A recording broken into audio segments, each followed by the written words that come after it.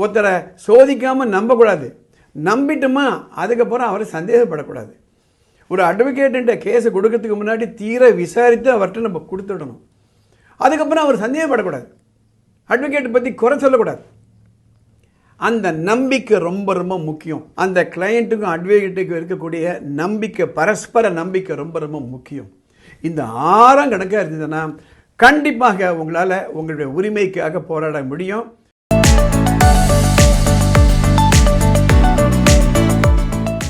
உரிமை அறிவோம், சட்டம் தெளிவோம் என்பதை பற்றிய பதிவுகள் ஏற்றிட்டு வரேங்க. நம்ம உரிமைக்கு நாம் குரல் கொடுக்காம வேறு யாருங்க குரல் கொடுப்பாங்க? If you are not interested in safeguarding your right, who is going to be more interested? அதுக்காக தான் இந்த பதிவுலாம் போட்டுட்டு வரேன். ஆனால் நமக்கு சட்டங்கள் தெரியாமல் இருக்கலாம், நீதித்துறையை பற்றிய விவரங்கள் தெரியாமல் இருக்கலாம். அப்போ நம்ம ஒரு அட்வொகேட்டை நம்பி தானே ஆகணும். அதை பற்றி விரிவான வீடியோ நான் இப்போ போடுறேன். நான் ஏற்கனவே சொன்ன ஒரு பெரிய ஆறு, காவிரியை போல் ஒரு ஆறு வெள்ளமாக போயிட்டுருக்கு. அந்த ஆற்றுக்கு அந்த பக்கத்தில் நம்ம குழந்தை இருக்கார். வேறு வழியே இல்லை, அவரை கூட்டிகிட்டு வந்து ஆறு தான், அந்த ஆற்று வழி தான் போய் கொண்டு வரணும். ஒரு நிலைமைன்னு வச்சுக்கோங்களேன். நமக்கு நீச்சல் தெரியாது, ஆனால் ஒரு நல்ல போட் இருக்குது, அதில் ஒரு படகோட்டி இருக்கார்.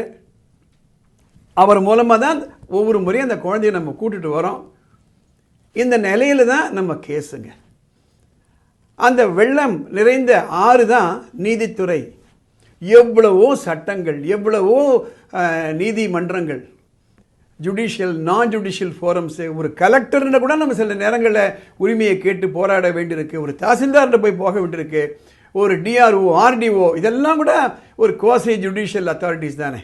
அப்போது நமக்கு எப்படி நீந்த தெரியாதோ ஆற்றுல, அதே மாதிரி தான் நமக்கு சட்டங்கள் தெரியாமல் இருக்கலாம்.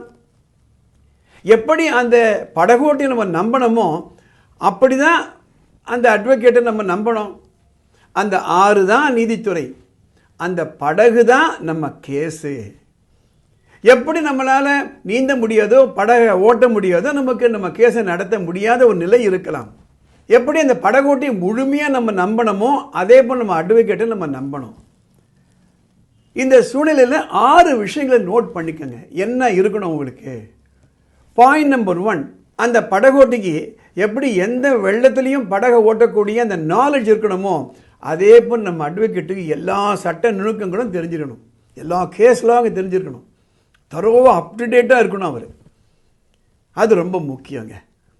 2வது, அந்த படகோட்டி சுழல் வரலாம் ஓடச்ச, அந்த இடத்துல கூட அவரால் அதை கடந்து அந்த ஆத்தங்கரை போய் சேர முடியும். அதே போல் தான் கேஸ் நடத்தும் போது பல சிக்கல்கள் வரலாம். ஆனால் நம்ம அட்வொகேட்டு அந்த சிக்கல்களை எல்லாம் கடந்து ஸ்டடியாக கேஸை நடத்துகிறோம். இந்த இடத்துல தான் அந்த படகோட்டியை போல் அவரும் இருக்கணும். ஏன்னா கவுந்து தானே கஷ்டம், எல்லாருமே போயிடும். அதே மாதிரி தான் நம்ம கேஸ் பாஜர் போகக்கூடாது. 3வது, ability to give you confidence. அந்த ஆற்றை கடந்து போய்கிட்டே இருக்கும், வழியில் சுழல் இருக்குது, போட் இப்படி இப்படி ஆடுது. அந்த படகோட்டி கெட்டிமாக பிடிச்சிக்கோங்க, கண்ணை மூடிக்கோங்க, தைரியமாக இருக்குங்க, இதெல்லாம் ஒன்றுமே இல்லை, எனக்கு இதை விட பெரிய சுழலில் நான் பார்த்துருக்கேங்க, என்னை நம்புங்கன்னு ஒரு கான்ஃபிடென்ஸ் கொடுக்குறாரு. அந்த கான்ஃபிடென்ஸ் நம்ம அட்வொகேட் நமக்கு கொடுக்கணும். அவர் தன்னுடைய துறையில் அவர் நம்பிக்கையாக நிற்கணும், ஸ்டெடியாக நிற்கணும். அந்த படகோட்டியை போன்ற ஒரு கான்ஃபிடென்ட் நம்ம லாயருக்கு இருக்கணும். நமக்கு அந்த கான்ஃபிடென்ஸ் கொடுக்கணும். 4வது, shared emotional attachment and involvement. நம்ம குழந்தைய சரியான நேரத்தில் பிக்கப் பண்ணி இங்கே கூட்டிகிட்டு வரணும்னு எந்த அளவிற்கு நம்ம உணர்வுபூர்வமாக இருக்கோமோ அந்த உணர்வுபூர்வமான அட்டாச்மெண்ட் நம்ம லாயருக்கு இருக்கணும். நமக்கு ஒரே கேஸு தான், ஆனால் அந்த அட்வொகேட்டுக்கு எத்தனையோ கேஸ், 100ல் 1 கேஸ். அந்த படகோட்டிக்கு நிறைய கஸ்டமர்ஸ் இருக்கலாம், ஆனால் ஒவ்வொரு கஸ்டமர் இம்பார்ட்டன்ட் நினைக்கணும் இல்லையா? அதே போல் தான் நம்ம அட்வொகேட்டும் இருக்கணும்.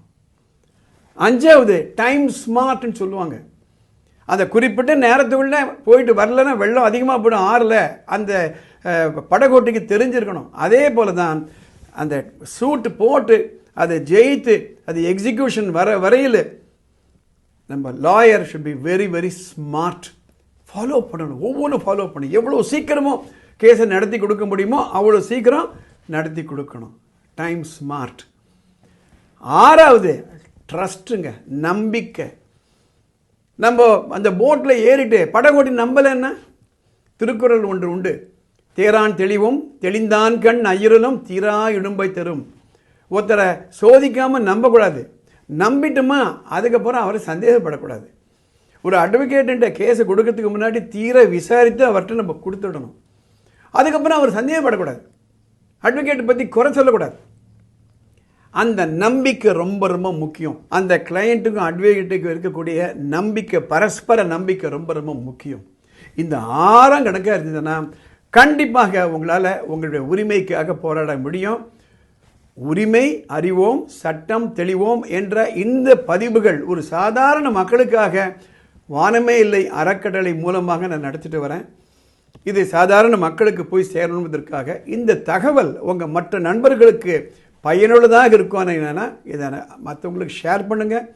இந்த சேனல் சப்ஸ்கிரைப் பண்ணுங்கள். சட்டம் பற்றியோ படிப்பு பற்றியோ உங்களுக்கு ஏதாவது குழப்பங்கள் இருந்ததுன்னா மேலே ஒரு வாட்ஸ்அப் நம்பர் போகுது.